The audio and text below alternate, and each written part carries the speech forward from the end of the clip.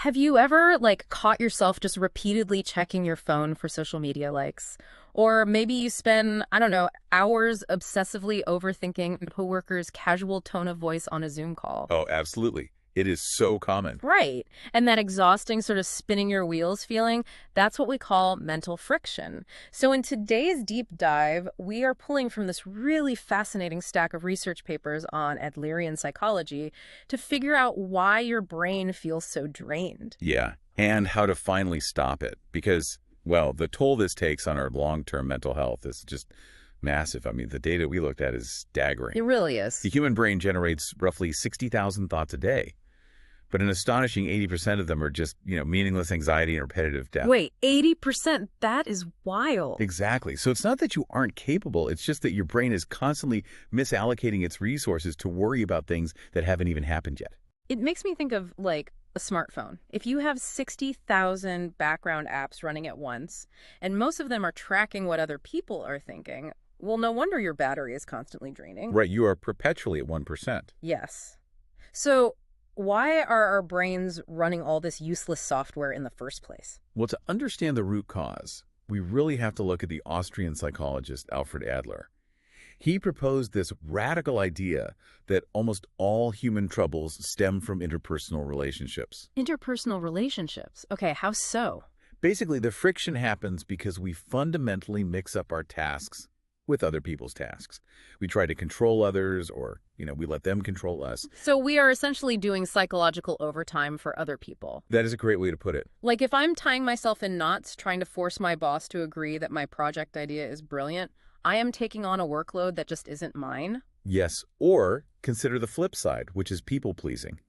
If you never say no to extra work because you're terrified a colleague might be annoyed, you are carrying the emotional burden of their reaction. Oh, wow. Okay, let's unpack this. How do we actually force quit these background apps? So Adler calls the solution the separation of tasks. It's a three-step process. Step one, the very first hurdle, is figuring out who actually owns the problem. And how do we figure that out in the moment? You ask one ruthless question. Who ultimately bears the consequences of this choice? I see. So my effort on that work project, my work ethic, that is my task because I'm the one who reaps the rewards or gets fired. Precisely. But whether your boss actually likes you as a person, that is entirely their task. Right, because I can't control their feelings. Exactly.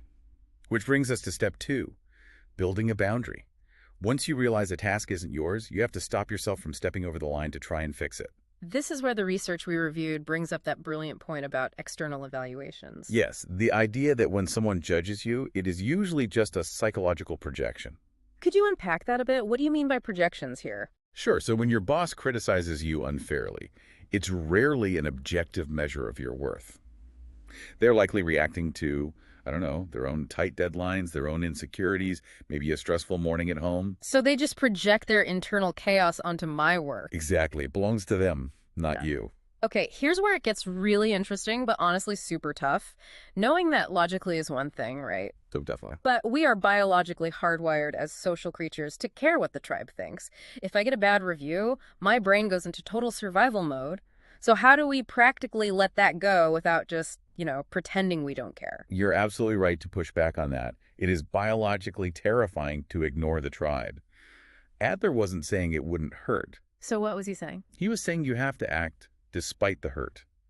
This is step three, focusing on controllables. Instead of trying to force yourself to just let it go, you actively redirect your brain's energy. Okay, so in the moment the anxiety hits, instead of staring at the ceiling, wondering if my boss thinks I'm a fraud, what is the actual action? You focus solely on what you can physically control today. You interrupt that neurological anxiety loop by anchoring yourself in daily reality. Give me an example. Well, you can't control the audience's applause, but you can open your laptop and make the third slide of your presentation as clear as possible. You give your brain a concrete, achievable action right now. I love that. But I can imagine a trap here for you listening right now. Does separating tasks like this make us cold or selfish? That is a huge misconception. It's actually the complete opposite. How so? When you stop carrying everyone else's psychological baggage, you suddenly have the strength and clarity to show up fully for your own life and for the people who truly matter. You're finally letting your battery charge. Exactly. You reclaim all that lost cognitive power. Which leaves us with this final thought for you to carry into your day. Think about the specific person in your life who exhausts you the most. That's a great reflection. Are you completely drained because of who they are? Or because you are secretly exhausting yourself trying to do their tasks for them?